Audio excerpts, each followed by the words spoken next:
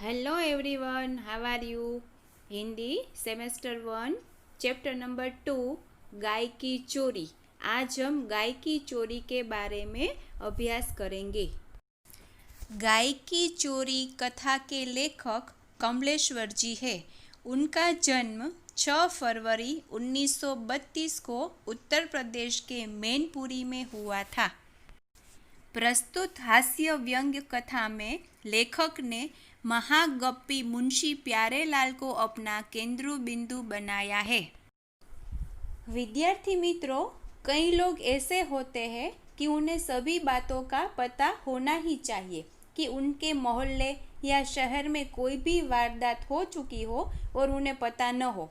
सिर्फ पता ही नहीं, उसकी पूरी जानकारी उनके पास हो। और हैरानी की बात तो यह होती है कि घटना के समय वे वहाँ स्वयं मौजूद न हो, फिर भी वह घटना को आंखों देखी बताना चाहते हो। ऐसे ही हमारे मुंशी जी इस हास्य कथा के मुख्य केंद्र बिंदु है। एक ही वक्त में यदि दो घटनाएं हो जाए तो पता नहीं कैसे जोड़ जाड़ कर वे तुक बैठाने की कोशिश करते रहते हैं। वे किन किन जरियों से अचानक और आश्चर्यजनक रूप से वहां पहुंच ही जाते थे।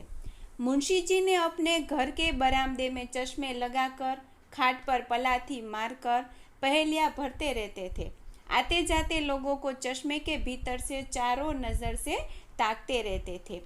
एक बार मुंशी जी बाहर गए थे तो उनके बाद में पता चला कि पड़ोस के सुखलाल ने किसी बात पर अपनी पत्नी पर हाथ उठाया। ये खबर बिजली की तरह फैल गई। तभी मुंशी प्यारेलाल ने कहा कि यह तो बड़ा जुल्म है। इन लोगों की आदत ऐसी है कि 4 पैसे पास आते ही दिमाग 7वें आसमान पर चढ़ा जाता है। सुखलाल ने बिना वजह अपनी पत्नी का सिर फोड़ दिया और वह अस्पताल में पड़ी है। मुंशी जी की प्रकृति यानी कि उनका स्वभाव ऐसा था कि कोई भी बात हो उसे बढ़ा चढ़ा कर सबको बताए। कभी किसी बात का पता पीछे से चलता तो उसमें अपने से कुछ जोड़कर सुनाते जाते और आगे की बात मालूम करते जाते। यह क्रम तब तक चलता रहता जब तक बात बिल्कुल उनकी अपनी न हो जाती, और वे तब तक शांत न बैठते जब तक उन्हें सहनायक बनकर उस बात को सुना न लेते। एक रात ऐसा हुआ कि छप्पर वाली बूढ़ी की गाय की चोरी हो गई। सब सो रहे थे और गाय को खोलकर कोई ले गया। मुंशी प्यारेलाल चटाई लगाकर चबूतरे पर ही सो रहे थे।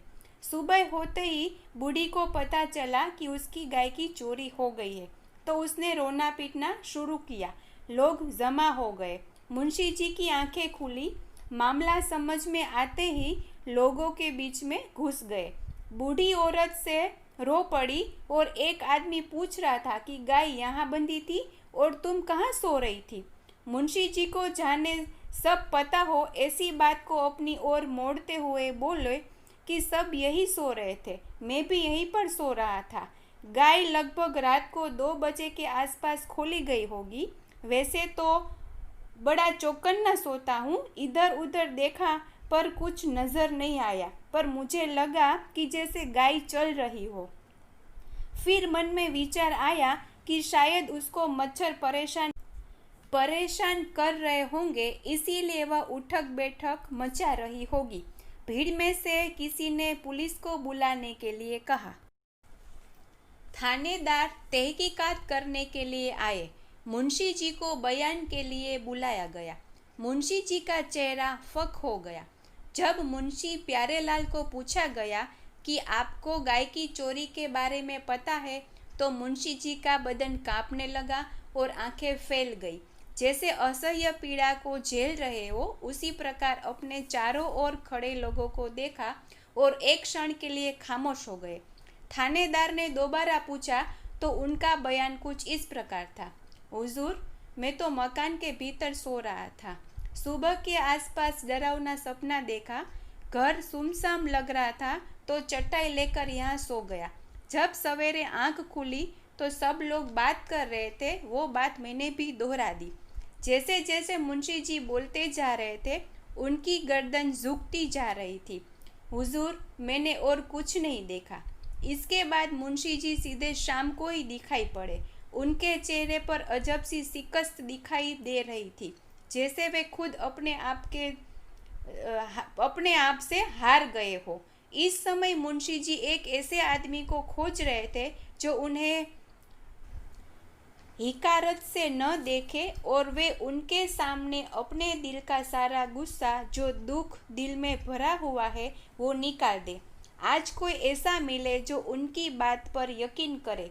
गली में से डॉक्टर साहब गुजरे तो उन्होंने मुंशी जी को कहा कि आपको ऐसा नहीं करना चाहिए था। मुंशी जी ने सुना और घर में घुस गए। तभी बगल वाले मकान में से कड़कड़ाती हुई आवाज़ उनके कानों में पड़ी, नहीं है दूध तो भूखे मरने दो। मेरे पास एक पाई नहीं है जो उधार देते हो, उनको बोलो कि उनके घर से बांध लो दूध। पैसे तभी मिलेंगे जब आएगा पेंशन। सुबह होते ही मुंशी जी बहुत सुबह निकल पड़े। 4-5 दिन तक घर पर नजर नहीं आए। एक दिन नज़दीक के गांव से कोई आया तो पता चला कि नगला में मुंशी जी किसी अहीर की फौजदारी करने गए थे। उनके साथ 5-7 किसान भी थे। लाठियां चली। सुना था कि अपनी गाय की चोरी का सुराग लगाकर वहां पहुंचे थे। कैसे पहुंचे यह कोई नहीं जानता था, पर गाय उन्होंने ले ली थी। उससे अगली सुबह मुंशी प्यारेलाल के साथ 3 आदमी और चले आ रहे थे और पीछे पीछे गर्दन झुकाए पूंछ हिलाती बुढ़िया की गाय चली आ रही थी, जिसकी रस्सी उनके हाथ में थी। गली में घुसते ही उन्होंने चारों तरफ निहारा। सभी लोग मुंशी जी और गाय को देखकर जमा हो गए थे। बुढ़िया अपनी गाय की गर्दन और मुंह पर हाथ फेर रही थी और मुंशी प्यारेलाल लोगों की आंखों में विश्वास खोजते हुए बयान कर रहे थे, पुलिस भी भला क्या कर सकती थी। मैं तो पहले से ही जानता था जो काम करना हो अपने बूते पर ही उठाना चाहिए। यह कहते कहते उन्होंने अपनी बाहें खोल दी थी, जो आज सचमुच लाठियों की मार से सूजी हुई थी। Thank you very much student.